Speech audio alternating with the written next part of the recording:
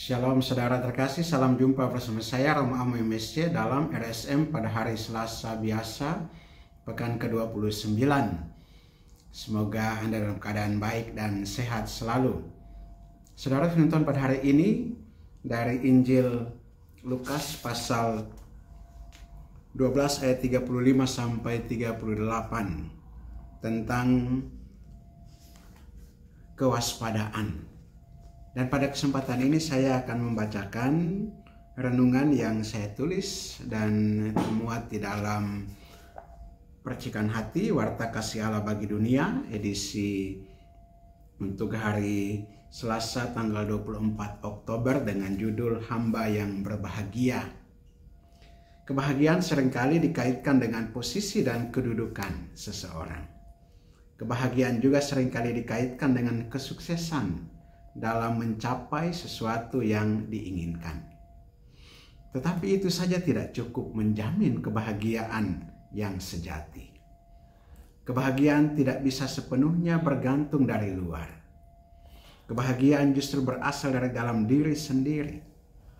Maka bila seseorang hendak menemukan kebahagiaan, baiklah ia masuk ke dalam diri sendiri. Menurut para peneliti, ada 5 hal yang bisa dilakukan dalam diri bila seseorang hendak menemukan kebahagiaan. Yakni, pertama, menghemat waktu untuk merenungkan hal yang disyukuri. Berpikir, berbicara, dan menulis secara positif tentang diri sendiri. Yang ketiga, bersikap baik kepada orang lain. Yang keempat, hidup sesuai nilai yang dianut. Dan yang kelima, nikmati pengalaman positif dan biarkan diri merasakan kesenangan pada waktunya. Bacaan Injil hari ini menuturkan perumpamaan tentang seorang hamba yang berbahagia. Hamba adalah posisi yang paling tidak diminati. Suatu posisi yang paling rendah. Dan posisi ini menempatkan seseorang tidak memiliki hak untuk menyatakan dirinya sendiri. Hidupnya hanya untuk melayani Tuannya. Yesus justru menyatakan, berbahagialah hamba yang didapati Tuannya berjaga-jaga ketika ia datang.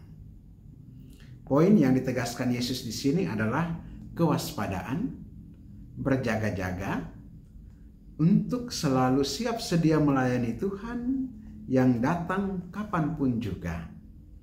Setiap orang percaya diminta untuk siaga secara rohani setiap saat dan menantikan kedatangan Tuhan. Setiap suatu berkat khusus, yaitu kehadiran dan perhatian Kristus, disediakan bagi mereka yang dengan kesiagaan dan kesetiaan sepenuhnya menanti-nantikan dan berjaga-jaga untuk kedatangan Tuhan kembali selama masa antara kenaikannya ke surga dan kedatangannya yang kedua kali.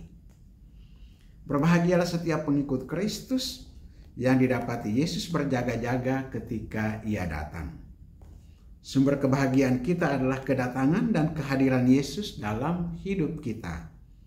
Maka setiap kali kita kehilangan kebahagiaan hidup, barangkali kita perlu mencari dan menemukan Yesus dalam setiap sisi kehidupan kita.